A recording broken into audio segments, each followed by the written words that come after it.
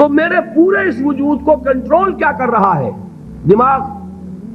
اس کی ratio proportion کیا بنے گی 2 من کے مقابلے میں آج سے؟ اسی طریقے پر آپ سمجھیے کہ انسانی معاشرے میں وہ برین ٹرسٹ جو ہے، انٹلیکچوئل مائنورٹی ہوتی بہت کم ہے لیکن بڑی اہم ہوتی ہے. جدھر کا ادھر رخ ہو جائے گا، جس طرف ان کا رخ ہو جائے گا ادھر معاشرہ خود بخود چل پڑتا ہے. یہ جو انٹلیکچوئل مائنورٹی ہے یہ واعظ سے کسی بات کو نہیں مانتی، واعظ سننے کو تیار نہیں. اس کا تقاضا کیا ہوتا ہے؟ عقل سے بات کرو، دلیل لاؤ، دلیل سے مانو، دلیل سے منواؤ، ہے کہ نہیں؟ بلکہ میں نے آپ کو بتایا تھا کہیں واعظ ہو رہا ہو تو وہ مسکراتے رہتے ہیں، اول تو آئیں گے نہیں. کہیں پھنس گئے مجبوری کو تو زیر لب مسکراتے رہیں گے کہ یہ واعظ فرما رہے ہیں. بھائی کوئی عقل سے بات کرو، کوئی دلیل سے بات کرو.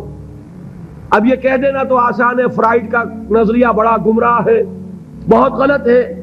بھائی دلیل سے ثابت بھی کرو. یہ کہنا آسان ہے مارکس کا نظریہ کفر ہے، لیکن کچھ ثابت تو کرو اس میں کیا خرابی ہے.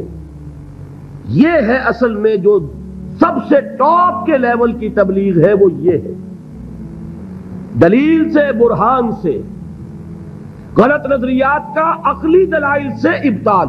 یہ بات یوں غلط ہے، یہ نظریہ باطل ہے، یہ تصور صحیح نہیں ہے، دلیل سے ثابت کیا جائے.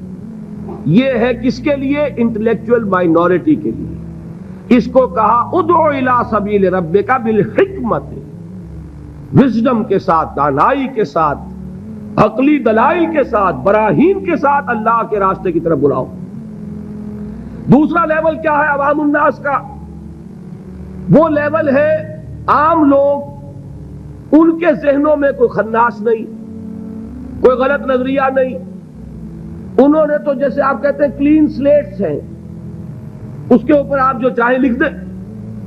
اور اگر کسی سلیٹ پر پہلے سے لکھا ہوا ہے تو پہلے اسے صاف کرنا پڑتا ہے تب لکھیں گے. تو وہ جو ہوتے ہیں ذہین عقلیت، ان کے تو ذہنوں کی پہلے صفائی کرنی پڑتی ہے. اگر ڈارون کا نظریہ بیٹھا ہوا ہے تو وہ نکالیں گے تو قرآن مجید میں جو آیا ہے قصہ آدم و ابلیس 7 مرتبہ، وہ ڈارون کا نظریہ نکلے گا تو بیٹھے گا نا. وہ ڈارون کا نظریہ وہاں ہے، وہ حجاب بنا ہوا ہے، وہ قصہ آدم و ابلیس کو پڑھتا ہوا مسکراتا ہوا گزر جاتا ہے. کیا بچگانہ باتیں ہو رہی، معاذ اللہ ثم معاذ اللہ ثم معاذ اللہ، اس کے ذہن میں بیٹھا ہوا ڈارون کا فلسفہ.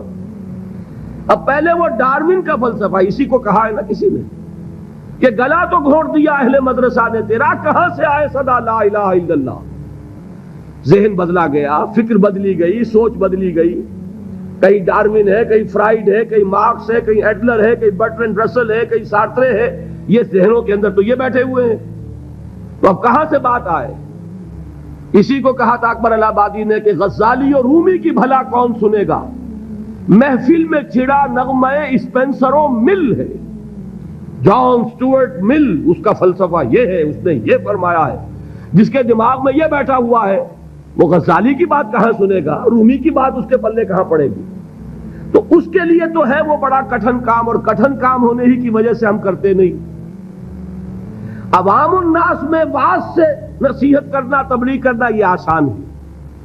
لہذا ہمارے ہاں اس وقت جو کام ہوتا ہے وہ اسی بنیاد پر ہوتا ہے، اسی لیول پر ہوتا ہے. واعظ ہے، نصیحت ہے، میں اس کی نفی نہیں کر رہا، عوام کے لیے وہی مفید ہے. عوام کو آپ خامخواہ فلسفے پہ پڑھانے بیٹھ جائے تو یہ بھی در حقیقت ان کے ساتھ ظلم ہوگا. کلم الناس علی قدر عقولہم، وہ کیا ہے؟ واعظ. اور واعظ جو ہے وہ کوئی گالی نہیں ہے، واعظ بہت ہی مفید شے، بشرطے کہ دماغ میں کوئی خناس نہ ہو، فطور نہ ہو، کوئی غلط نظریے بیٹھے ہوئے نہ ہو.